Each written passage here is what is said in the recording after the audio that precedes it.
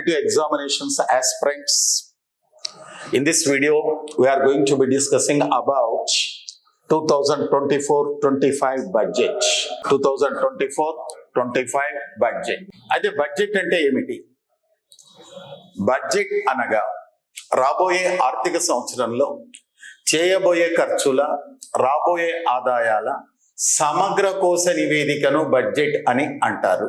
2017-18 నుంచి 2019-17-18 నుంచి బడ్జెట్ని ప్రతి సంవత్సరం ఫిబ్రవరి 1న ఆర్థిక కార్పొరేట్ వ్యవహారాల శాఖ మంత్రి లోకసభలో ప్రవేశపెడుతుంది.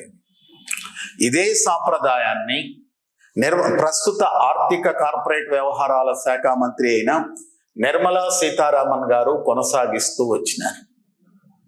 2024-25 ఆర్థిక సంవత్సరానికి ఆర్థిక కార్పొరేట్ వ్యవహారాల శాఖ మంత్రి నిర్మలా సీతారామన్ గారు మధ్యంతర బడ్జెట్ని లోకసభలో ప్రవేశపెట్టినది. ఇక్కడ డియర్ ఆస్పిరెంట్స్, నేను ఒక పాయింట్ వాడుతూ ఉన్నాను, బాగా గుర్తుపెట్టుకోండి. ఓట్ ఆన్ అకౌంట్ బడ్జెట్ అనేటువంటి వాళ్ళు అందరూ కూడా ఓట్ ఆన్ అకౌంట్ బడ్జెట్ అని అనుకునేవాళ్ళు. కానీ 2024-25 సంవత్సరాలకు ప్రవేశపెట్టిన budget vote on account budget కాదు, మధ్యంతర budget. It is a interim budget. భారతదేశంలో మొట్టమొదటగా మధ్యంతర బడ్జెట్ని ఏ సంవత్సరానికి ప్రవేశపెట్టినారు అంటే 2024-25.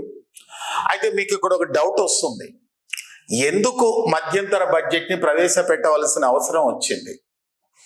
ఓట్ ఆన్ అకౌంట్ బడ్జెట్కి మధ్యంతర బడ్జెట్కి మధ్య గల భేదాలు ఏమిటి? What are the differences between vote on account budget and interim budget?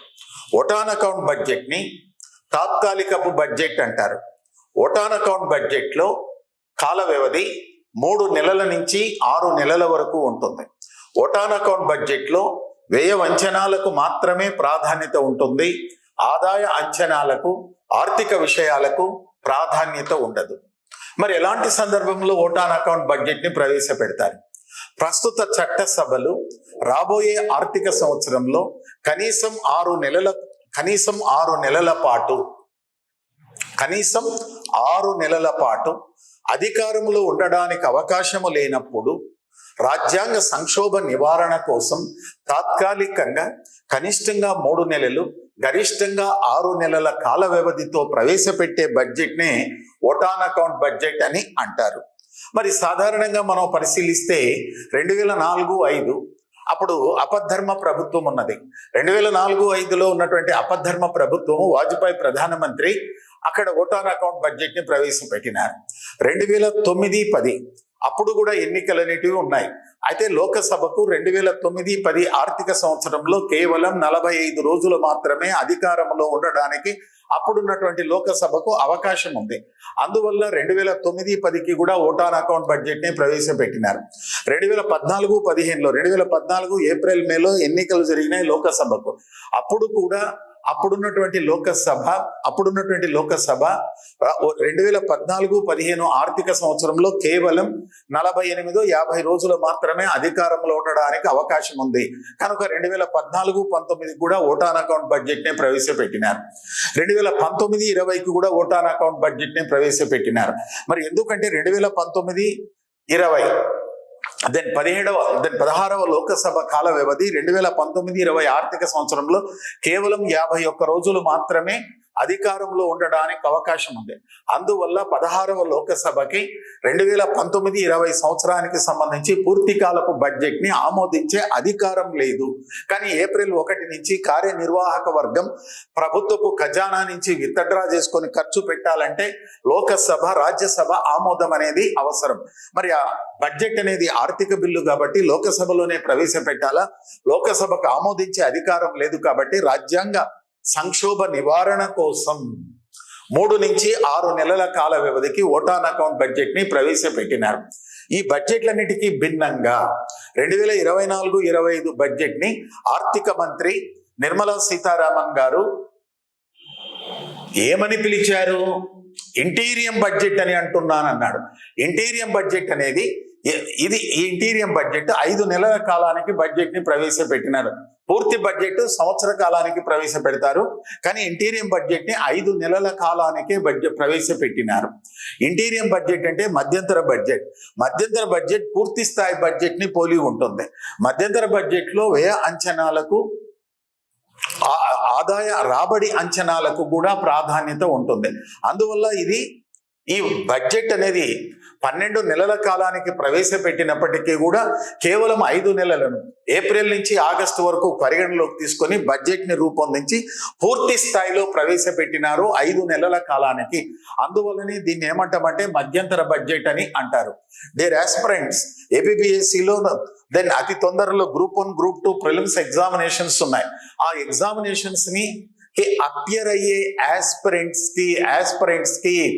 Aspirants కి మీకు చెప్తున్నటువంటిది ఏంటంటే మధ్యంతర బడ్జెట్ కి సంబంధించి స్టేట్మెంట్స్ అడగడానికి ఆస్కారం ఉంటుంది. ఇది పూర్తి స్థాయి బడ్జెటే, అయితే 5 నెలల కాలానికే ప్రవేశపెట్టినారు కాబట్టి మధ్యంతర బడ్జెట్ అని అంటారు. అందువల్లనే చూడండి, మీరు పత్రికలలో కానీ, ఛానల్స్ లో కానీ, ఎలక్ట్రానిక్ మీడియా కానీ, ప్రింట్ మీడియా కానీ, మ్యాగజైన్స్ లో కానీ, ఇతరత్ర కానీ ఎక్కడ చూసినా మధ్యంతర బడ్జెట్ అంటారు. ఓటాన్ అకౌంట్ బడ్జెట్ కి మధ్యంతర బడ్జెట్ కి తేడా ఏమిటంటే, ఓటాన్ అకౌంట్ బడ్జెట్ కి తాత్కాలిక బడ్జెట్ అంటాము. వ్యయ అంచనాలకు మాత్రమే ప్రాధాన్యత ఉంటుంది, రాబడులకు ప్రాధాన్యత ఉండదు. అయితే ఇంటీరియం బడ్జెట్ అనేది 5 నెలల కాలానికి 2024-25 సంవత్సరంలో 5 నెలల కాలానికి బడ్జెట్ ని ప్రవేశపెట్టినారు. ఇక్కడ వ్యయ అంచనాలతో పాటు రాబడులకు కూడా ప్రాధాన్యత కలదు. అందువల్ల 1/1/1/2/2024 ఆర్థిక కార్పొరేట్ వ్యవహారాల శాఖ మంత్రి అయినటువంటి శ్రీమతి నిర్మలా సీతారామన్ గారు 2024-25లో 5 నెలల కాలానికి బడ్జెట్ ని ప్రవేశపెట్టినది. అందువల్ల దీన్ని ఏమంటామంటే మధ్యంతర బడ్జెట్ అని పిలుస్తాము. మధ్యంతర బడ్జెట్ ని మనం విశ్లేషించేటప్పుడు కొన్ని ముఖ్యమైనటువంటి అంశాలను గురించి చర్చ జరిగింది. దీంట్లో భాగంగా ఈ మధ్యంతర బడ్జెట్ ని ప్రసంగం అనేది కేవలం 57 నిమిషాల లోపల ప్రధానమంత్రి గారు ముగించినారు. ఆర్థిక మంత్రి ముగించినారు. దెన్ ఆర్థిక కార్పొరేట్ వ్యవహారాల శాఖ మంత్రి శ్రీమతి నిర్మలా సీతారామన్ గారు 2024-25 బడ్జెట్ యొక్క ప్రసంగం కేవలం 57 నిమిషాల్లోనే ముగించినారు. ఈ 57 నిమిషాల్లో కూడా 2014, 2024, 23-24 మధ్య కాలంలో సాధించిన ప్రగతిని గురించి నొక్కి చెప్పినారు. అందువల్ల కాంపిటేటివ్ ఎగ్జామినేషన్స్ కి ప్రిపేర్ అవుతున్నటువంటి అభ్యర్థులకు 2014 నుంచి 2024 మధ్య కాలంలో ఏ రంగాలలో ఎంతెంత అభివృద్ధిని సాధించారు అనేటువంటి అంశాలకు సంబంధించినటువంటి సమగ్రమైనటువంటి సమాచారం అనేది మనకి ఇక్కడ అందుబాటులో ఉంటూ ఉన్నది.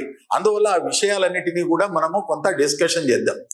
మరి 2024-25 బడ్జెట్ ని ప్రధానమంత్రి 4 అంశాలపై ఆధారపడి ఉన్నది అన్నది. డియర్ ఆస్పిరెంట్స్, 2024-25 బడ్జెట్ ని ప్రధానమంత్రి వ్యాఖ్యానిస్తూ ప్రధానమంత్రి ఒక పాయింట్ మాట్లాడినాడు. 2024-25 బడ్జెట్ ప్రధానంగా సామాజిక న్యాయానికి పెద్దపీట వేసింది. ఆ సామాజిక న్యాయంలో భాగంగా ఒకరు పేదలు, మహిళలు, యువకులు, అన్నదాత, రైతులు పై ఫోకస్ చేసింది. ఇక్కడ మీకు పాయింట్ అనేది తరచుగా వస్తుందమ్మా. ఈ 2024-25 బడ్జెట్ 2024-25 బడ్జెట్ పేదలు, మహిళలు, యువత మరియు అన్నదాతలు వీరిపై బాగా దృష్టిని కేంద్రీకరించింది.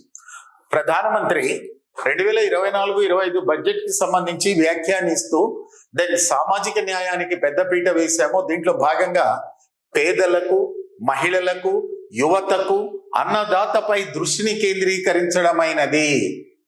దెన్ 2024-25 బడ్జెట్ వచ్చేసి పీపుల్ సెంట్రిక్ ఇన్క్లూజివ్ డెవలప్మెంట్, కేంద్రీకృత సమ్మిళిత అభివృద్ధికి అధిక ప్రాధాన్యత ఇచ్చింది. కేంద్రీకృత సమ్మిళిత అభివృద్ధికి అధిక ప్రాధాన్యత ఇవ్వడం జరిగింది 2024-25 బడ్జెట్.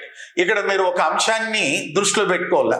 2024-25 బడ్జెట్ లో ప్రధానమంత్రి ఆర్థిక కార్పొరేట్ వ్యవహారాల శాఖ మంత్రి నిర్మలా సీతారామన్ గారు ఏ అంశమునకు అధిక ప్రాధాన్యత ఇచ్చినారో, పీపుల్ సెంట్రిక్ ఇన్క్లూజివ్ డెవలప్మెంట్, కేంద్రీకృత సమ్మిళిత అభివృద్ధికి పెద్దపీట వేయడం జరిగింది. దెన్ అదేవిధంగా 2024-25 బడ్జెట్ లో substantive development of all forms of infrastructure, physical, social and digital. 2024-25 budget లో భౌతిక మూలధనం, డిజిటల్ మౌలిక వసతులు, సామాజిక మౌలిక వసతుల అభివృద్ధికి అధిక ప్రాధాన్యత ఇవ్వడం జరిగింది. దెన్ 2024-25 బడ్జెట్ లో డిజిటల్ మౌలిక వసతుల ద్వారా దేశంలో ఆర్థిక సమ్మిళితను సాధించాలని నిర్ణయించినారు. అదేవిధంగా 2014-15 నుంచి 2023-24 మధ్య కాలంలో భారత ప్రభుత్వము డిజిటల్ ప్రజా మౌలిక వసతులను పెద్ద ఎత్తున కల్పించి బ్రాడ్బ్యాండ్ కనెక్టివిటీని దేశంలో మారుమూల ప్రాంతాలంతటికీ విస్తరింపచేసి ఆర్థిక సమ్మిళితను తీసుకొని రావడానికి ప్రాధాన్యత ఇచ్చినారు. ఇక్కడ కూడా అదే ప్రాధాన్యత ఇచ్చినారు. ఆర్థిక సమ్మిళిత, ఫైనాన్షియల్ ఇంక్లూజన్ అంటే ఇక్కడ 3 అంశాలను మీరు దృష్టిలో పెట్టుకోవాలి. ఒకటి, అందరికీ బ్యాంకింగ్ సదుపాయాలు, అందరికీ బీమా సదుపాయాలు, అందరికీ పెన్షన్ సదుపాయాలు, అందరికీ సంస్థాగత రుణాలు.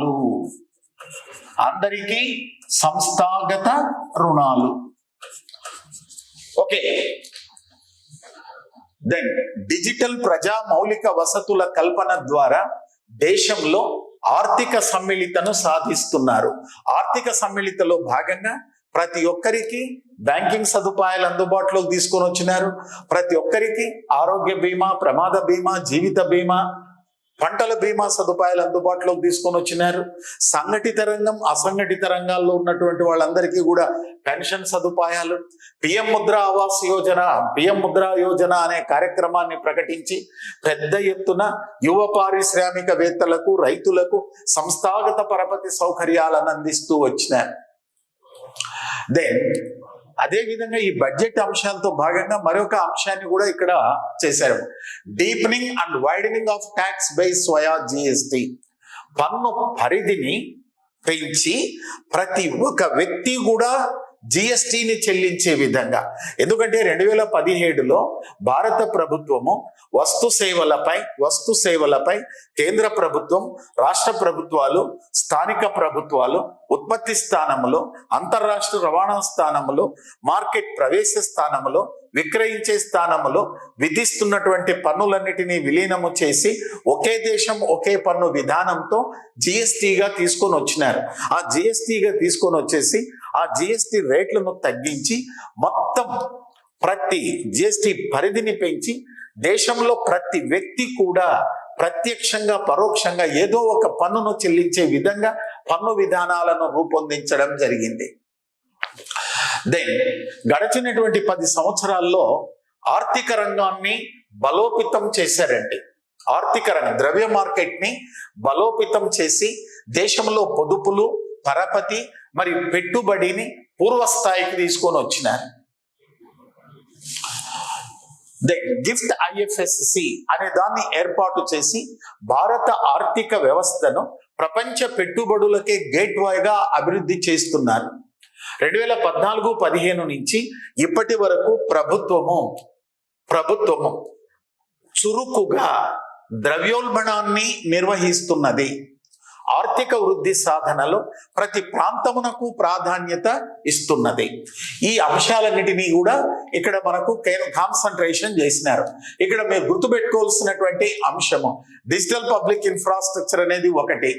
దెన్ డిజిటల్ పబ్లిక్ ఇన్ఫ్రాస్ట్రక్చర్ లో భాగంగా దేన్ని తీసుకొని వచ్చినారు? Financial inclusion. ఫైనాన్షియల్ ఇంక్లూజన్ అంటే ఏమిటి? బ్యాంకింగ్, బీమా, పెన్షన్, సంస్థాగత పరపతి. జిఎస్టి పరిధిని పెంచినారు.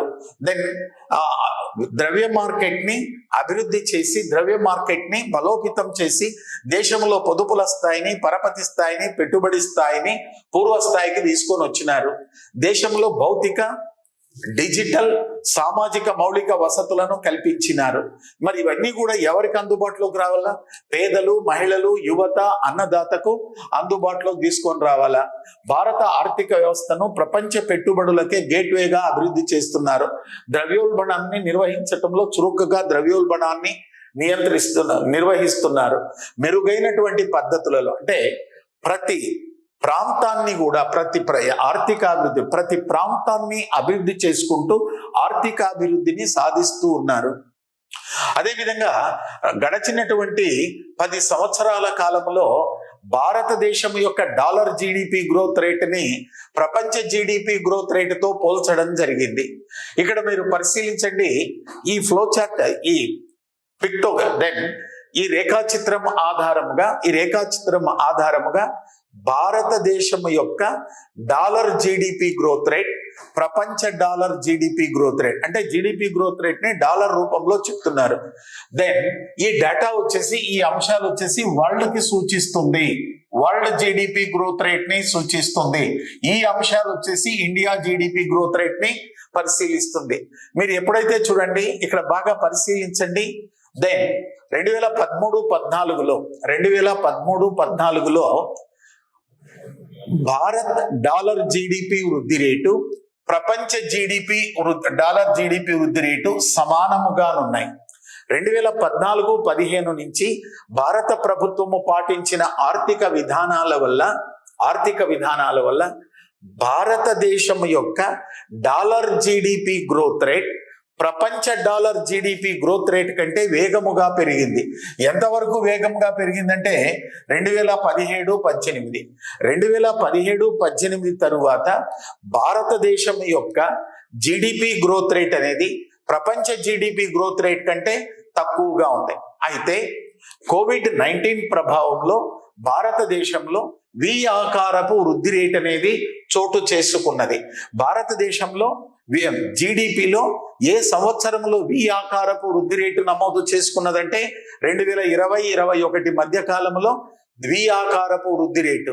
ద్విఆకారపు వృద్ధి రేటు అంటే భారతదేశంలో జీడిపి వృద్ధి రేటు వేగంగా క్షీణించి వేగంగా పెరిగినది. అయితే ప్రపంచంలో జీడిపి వృద్ధి రేటు నెమ్మదిగా పెరిగి నెమ్మదిగా వృద్ధి చెందినది. అయితే భారత ప్రభుత్వం కఠినమైనటువంటి లాక్డౌన్ ని విధించటం వల్ల భారతదేశంలో జీడిపి వృద్ధి రేటు 2020-21 మొదటి త్రైమాసికంలో వేగంగా తగ్గి కనిష్ట స్థాయికి చేరి ప్రభుత్వము ప్రకటించినటువంటి ఆత్మనిర్భర్ భారత్ ఉత్తేజిత పథకం వల్ల వేగంగా అభివృద్ధి చెందింది. ఈ అంశాలను ఆధారంగా తీసుకుంటే 2020-21లో భారతదేశంలో కానివ్వండి, ప్రపంచ దేశాలలో కానివ్వండి, జీడిపి వృద్ధి రేటు అనేది వి ఆకారపు వృద్ధి రేటును చోటు చేసుకున్నది. ఈ వి ఆకారపు వృద్ధి రేటులో భారతదేశంలోని జీడిపి వృద్ధి రేటు అనేది వి ఆకారం అనేది ఫాస్ట్ గా డిక్రీజ్ అయ్యి ఫాస్ట్ గా రికవరీ అయింది. అంటే COVID-19 ప్రభావం వల్ల ప్రపంచ దేశాలలో కంటే భారత ఆర్థిక వ్యవస్థ వేగముగా ఉత్తేజితమైనది అని చెప్పవచ్చు. 2022-23 సంవత్సరంలో 2022-23 సంవత్సరంలో ప్రభుత్వం చేపట్టినటువంటి విధానాల వల్ల ప్రపంచ జీడిపి వృద్ధి రేటు కంటే కూడా భారత జీడిపి వృద్ధి రేటు అత్యధికంగా ఉంది. తిరగేసినటువంటి వి ఆకారంలో ఉంది చూడండి. దెన్ 2023-24 నుంచి భారతదేశం యొక్క జీడిపి వృద్ధి రేటు అనేది ప్రపంచ జీడిపి వృద్ధి రేటు కంటే అధికంగా ఉంటుందని చెప్పి ప్రొజెక్షన్ చేయబడింది. మరి ఇక్కడి నుంచి ఇది ప్రొజెక్షన్ ని సూచిస్తా ఉంది. డియర్ ఆస్పిరెంట్స్, నేను చెప్పే విశ్లేషణ అనేది మీకు పరీక్షలకు ఉపయోగపడే విధంగా చెప్తున్నాను. ఏదో జనరల్ గా మామూలుగా కామన్ మ్యాన్ కి అర్థమయ్యే రీతిలో కాకోకుండా పరీక్షలకు ఉపయోగపడే విధంగా తీసుకున్నారు. ఇక్కడ మీకు క్వశ్చన్స్ రావడానికి ఆస్కారం ఉంటుంది, దీని ఆధారంగా ఉంటుంది. Next, focused areas. ప్రధానమంత్రి ఇంతకు ముందే చెప్పాడు, ఇంతకు ముందే ప్రధానమంత్రి అన్నట్లు మనం మాట్లాడుకున్నాం. 2024-25 ఇంటీరియం బడ్జెట్ లో ప్రధానమంత్రి 4 అంశాలపై దృష్టిని కేంద్రీకరించింది అన్నారు.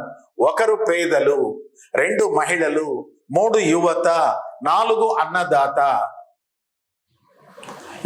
మహిళలు, పేదలు, యువత, అన్నదాత అనేటువంటి వాళ్ళు 4 స్తంభాలుగా 2024-25 మధ్యంతర బడ్జెట్ ఉన్నది. మరి ఇప్పుడు మనము ఫోకస్డ్ 1/2 అంటే మొదటి ఎక్కడ దృష్టిని కేంద్రీకరించి గరీబ్ కళ్యాణ్ దేశ్ కా కళ్యాణ్, పేదలపై దృష్టిని కేంద్రీకరించింది. ఇక్కడ పేదలపై. ఓకే,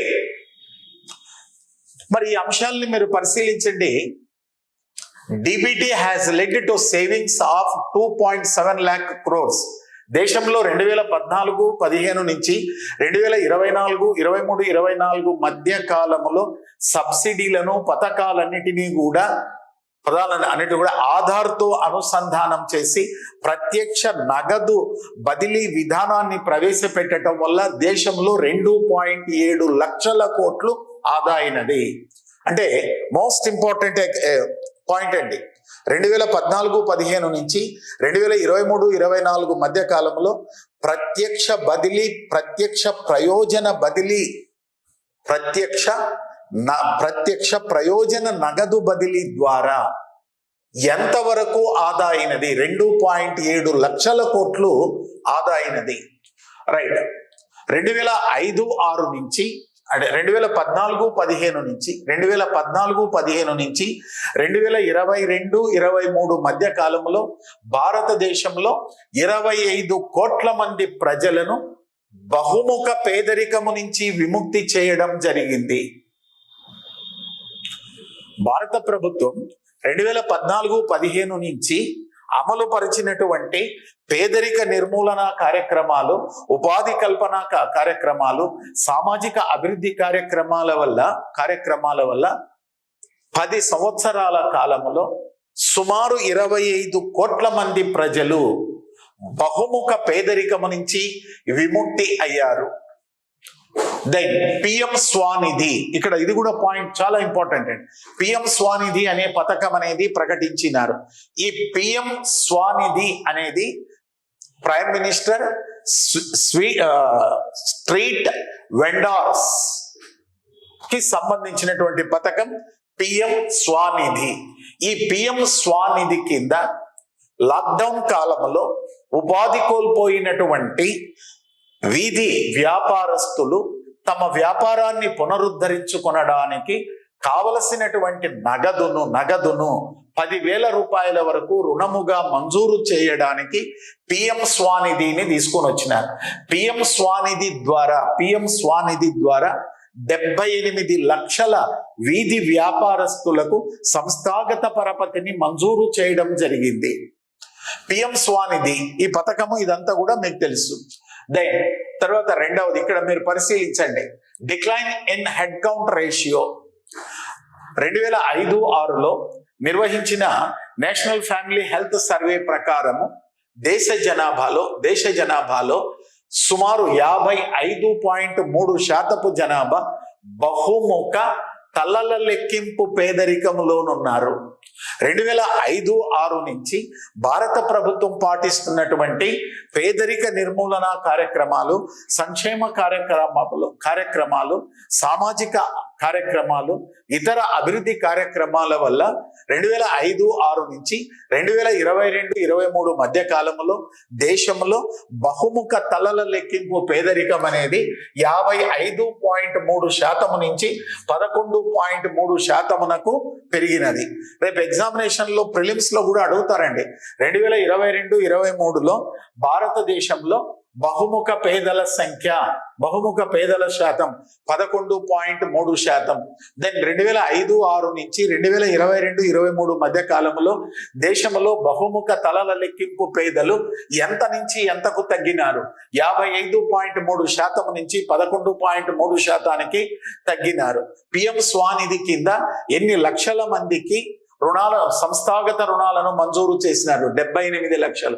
దెన్ 2014-15 నుంచి 2022-23 మధ్య కాలంలో ఎంతమంది బహుముఖ తలల లెక్కింపు పేదరికం నుంచి విముక్తులయ్యారంటే 25 crores. అది యువత. అంటే 2014-15 నుంచి 2023-24 వరకు భారత ప్రభుత్వము పేదలపై దృష్టిని కేంద్రీకరించటం వల్ల భారతదేశంలో పేదరికం గణనీయంగా తగ్గినది. దెన్ రెండవ అంశం ఎంపవరింగ్ యూత్. దెన్ భారత ప్రభుత్వము రెండవ మూల స్తంభం యువత దేశానికి రక్షణ. Then PM Shri prime minister school rising India అనే పథకాన్ని ప్రకటించినారు. ప్రధానమంత్రి స్కూల్ రైజింగ్ ఇండియా అనే పథకాన్ని ప్రకటించినారు. ప్రధానమంత్రి స్కూల్ రైజింగ్ ఇండియాకు 2023-24 బడ్జెట్ లో 4,000 కోట్లు కేటాయించినారు. 2024-25 బడ్జెట్ లో 6,050 కోట్ల రూపాయలను కేటాయించినారు. మీకు రేపు ఎగ్జామినేషన్ లో క్వశ్చన్ అడగవచ్చు. పిఎం శ్రీ పథకానికి 2024-25 మధ్యంతర బడ్జెట్ నందు కేటాయించిన మొత్తం ఎంత? 6,050 కోట్ల రూపాయలు. 2023-24లో ఎంత కేటాయించినారు? 4,000 కోట్ల కేటాయించిన. పిఎం శ్రీ స్టాండ్స్ ఫర్ ప్రధానమంత్రి స్కూల్ రైజింగ్ ఇండియా. దాని పాఠశాలల్లో ఆధునిక పద్ధతుల్లో విద్యా బోధన చేసి చురుకైన విద్యార్థులను ప్రోత్సహించడానికి ప్రకటించినటువంటి కార్యక్రమం పిఎం శ్రీ స్టాండ్స్ ఫర్ ప్రధానమంత్రి school rising India. Then skill India mission. యువతలో భాగంగా స్కిల్ ఇండియా మిషన్ అనేది ఒకటి ప్రారంభించిన. స్కిల్ ఇండియా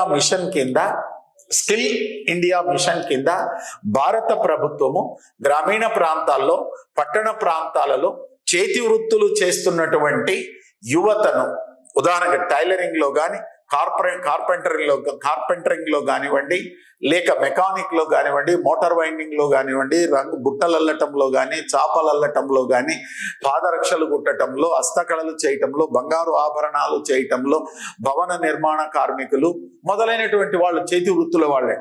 ఓకే, వీళ్ళ కోసము స్కిల్ ఇండియా మిషన్ అనే కార్యక్రమాన్ని ప్రకటించింది. ఈ స్కిల్ ఇండియా మిషన్ కార్యక్రమము కింద 2014-15 నుంచి 2023-24 మధ్య కాలంలో 1.4 కోట్ల మంది యువతను ఎంపిక చేసి వాళ్లకు సంబంధించినటువంటి వృత్తులలో శిక్షణ ఇచ్చి వృత్తి సామర్థ్యమును, ఉపాధిని పొందే సామర్థ్యమును పెంపొందించి దేశంలో యువ సామర్థ్యాన్ని పెంపొందిస్తున్నది. భారత ప్రభుత్వము పిఎం ముద్రా యోజన అనే పునర్విత్త బ్యాంకును స్థాపించింది. పిఎం ముద్రా యోజన అనే పునర్విత్త బ్యాంకు ద్వారా సూక్ష్మ పారిశ్రామిక సంస్థలను స్థాపించబోయే యువ పారిశ్రామికవేత్తలకు 43 కోట్ల మందికి 43 కోట్ల రుణాలను మంజూరు చేసినారు. అంటే మంజూరు చేసిన రుణాల సంఖ్య 43 కోట్లండి. డబ్బులు కాదు ఇక్కడ, రుణాలు. ఎందుకంటే పిఎం ముద్ర అని 2015 నుంచి తీసుకొని వచ్చినారు. 2015 నుంచి ఇప్పటి వరకు పిఎం ముద్రా యోజన కింద సూక్ష్మ పారిశ్రామిక సంస్థలను స్థాపించబోతున్నటువంటి యువ పారిశ్రామికవేత్తలకు అవసరమైన స్థిర మూలధనమును రుణముగా మంజూరు చేస్తారు. ఈ విధంగా మంజూరు చేసినటువంటి వాటిలో 43 కోట్ల రుణాలను మంజూరు చేసినారు 2015-16 నుంచి ఇప్పటి వరకు. యువతలో యువత యొక్క జీవనాణ్యతను పెంపొందించాల. యువత యొక్క జీవనాణ్యతను